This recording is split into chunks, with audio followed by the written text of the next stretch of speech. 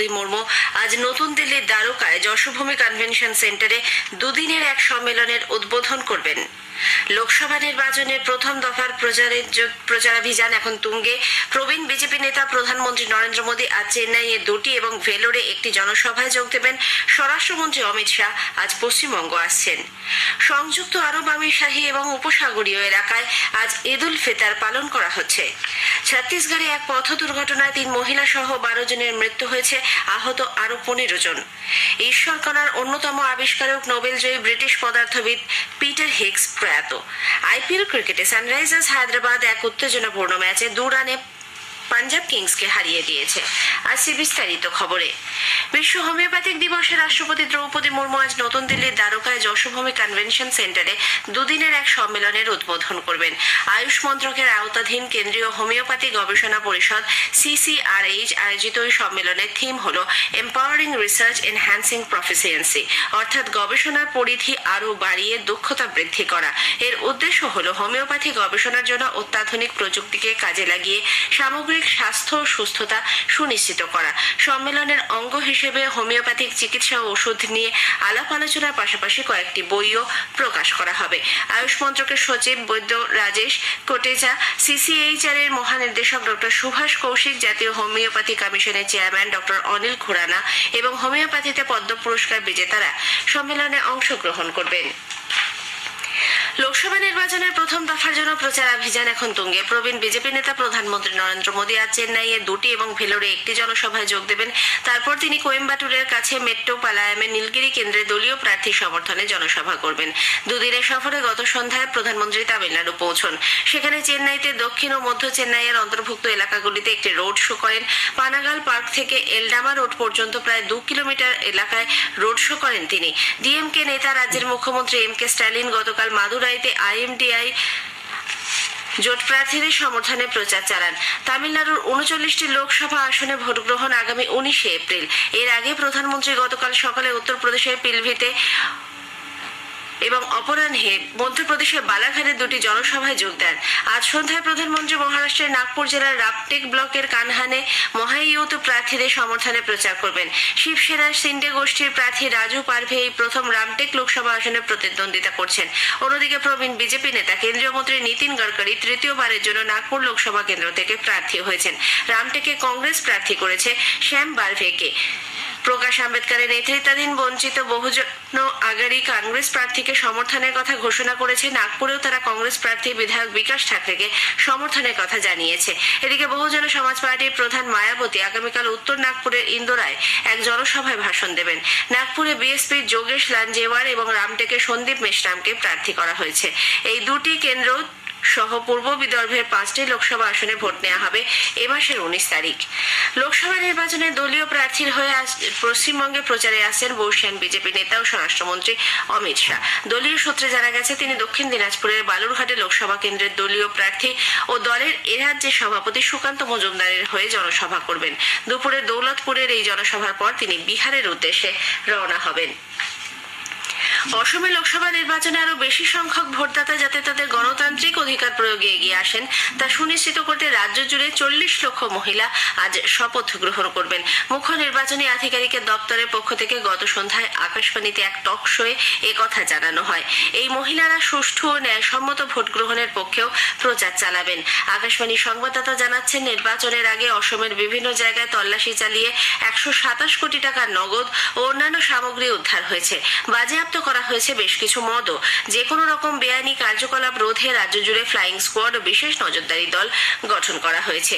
লোকসভা নির্বাচনের দ্বিতীয় দফায় 1210 জন প্রার্থী প্রতিদ্বন্দ্বিতার আসরে রয়েছেন।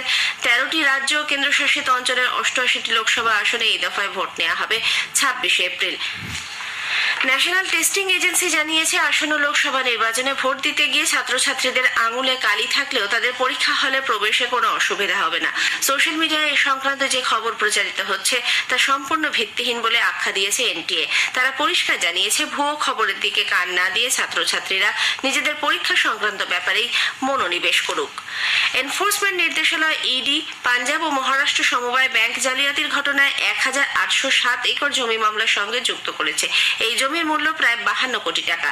মুম্বাই পুলিশ, পাঞ্জাব ও মহারাষ্ট্র সমবায় ব্যাংকের ডিরেক্টর জয় থমাস, ওয়ারিয়ন সিং এবং অন্যান্য কয়েকজন ব্যক্তির বিরুদ্ধে যে এফআইআর দায়ের করেছিল সেই ভিত্তিতেই ইডি তদন্ত শুরু করে।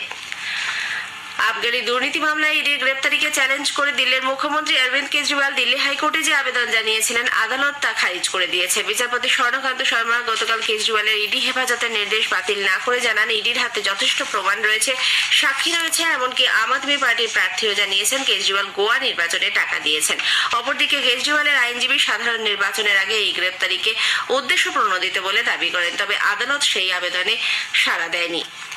এদিকে দিল্লির মুখ্যমন্ত্রী অরবিন্দ কেজরিওয়ালের আবেদন দিল্লি হাইকোর্টে খারিজ হয়ে যাওয়ার পর বিজেপি আম আদমি পার্টির সমালোচনা করেছে। নতুন দিল্লিতে এক সাংবাদিক সম্মেলনে দলের মুখপাত্র সুধাংশু ত্রিবেদী বলেন, আম আদমি পার্টির ঔদ্ধত্য ধ্বংস হয়েছে, সঠিক প্রমাণ থাকায় কেজরিওয়ালের সৎ চরিত্র ধাক্কা খেয়েছে বলেও তিনি দাবি করেছেন। उन्होंने तो सीधे सीधे अपनी हिरासत को ही चुनौती दी थी। अहंकार ये था कि मुझे छूट नहीं चाहिए, मुझे दूसरे को गलत साबित करना है। उन्होंने तो सीधे ये कहा था कि अरेस्ट ही इलीगल है।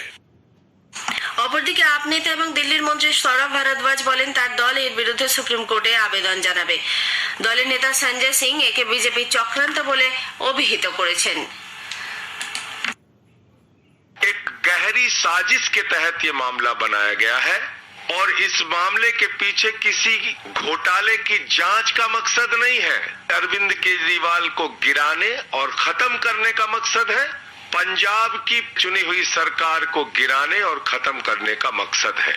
आम आदमी पार्टी की बढ़ती हुई ख्याति को और राष्ट्रीय पार्टी का दर्जा 10 वर्षों में हासिल करने की उपलब्धि को खत्म करने की कोशिश है।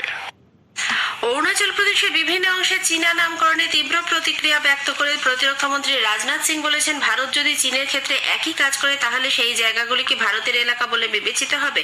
অরুণাচলের নামসাই এলাকায় এক নির্বাচনী সমাবেশে শ্রী সিং ভাষণ দিচ্ছিলেন। চীনের এই পদক্ষেপে দু দেশের সম্পর্কে অবনতি হবে বলেও সতর্ক করেন প্রতিরক্ষা মন্ত্রী।